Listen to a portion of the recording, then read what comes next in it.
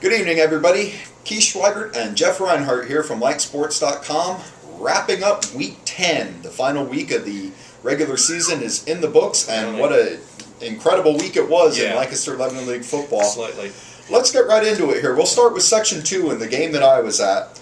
This is just an unbelievable outcome. No one was expecting this, but undefeated Lampeter Strasburg coming into this week suffers its first loss of the season. Conestoga Valley knocks off the Pioneers 33-21. As I mentioned, I was at this game.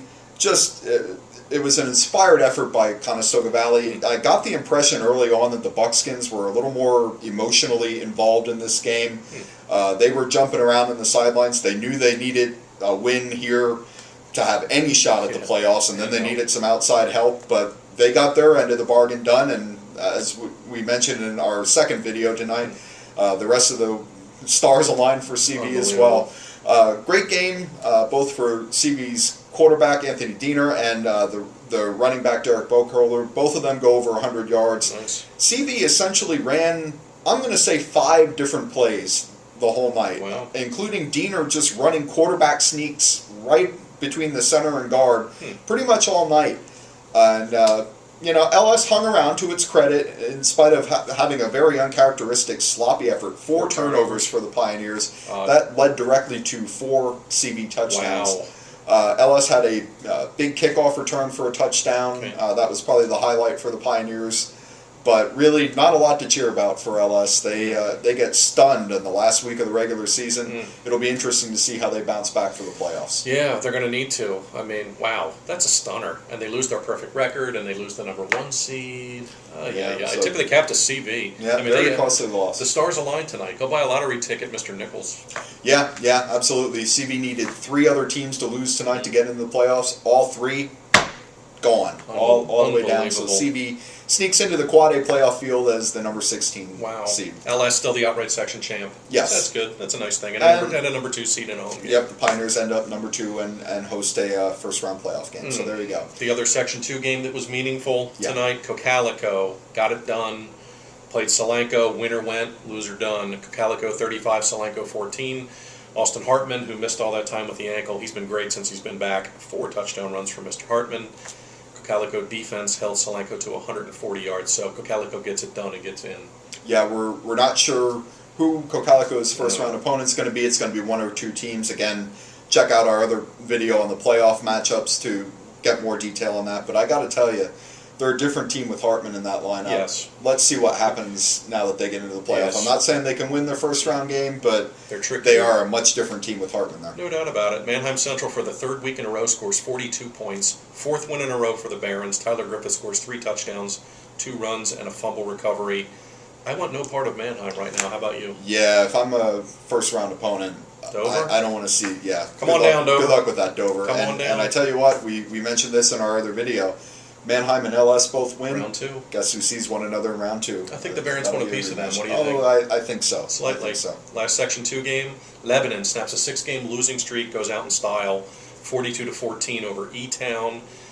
Alex Troutman, 25 for 35, 338 yards and 4 touchdown passes. Cedars pile up 459 yards.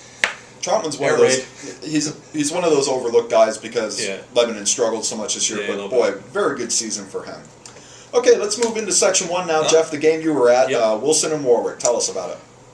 Wilson's very good. I haven't seen him since week 3, the Mannheim game. I'll tell you what.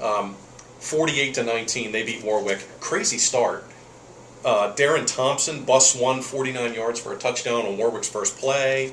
Wilson had 3 turnovers in the first quarter alone. Warwick led 12-0, and then Wilson just punched it into gear, and they were like, okay, here we are. Look out, here we go. Gillen, 220 yards, 3 touchdown runs. Zach Swizik had 2 bomb touchdown passes.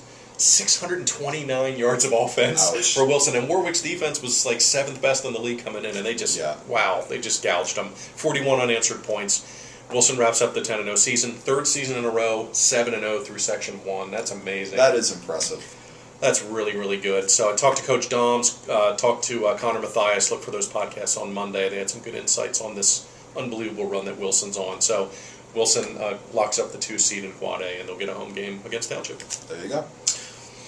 Elsewhere, Section 1, Township had a win to get in, and they beat their rival Hempfield 38-15, 502 yards of offense for the Streaks. Quint Miller scores 3 touchdowns, 2 catches, and a run.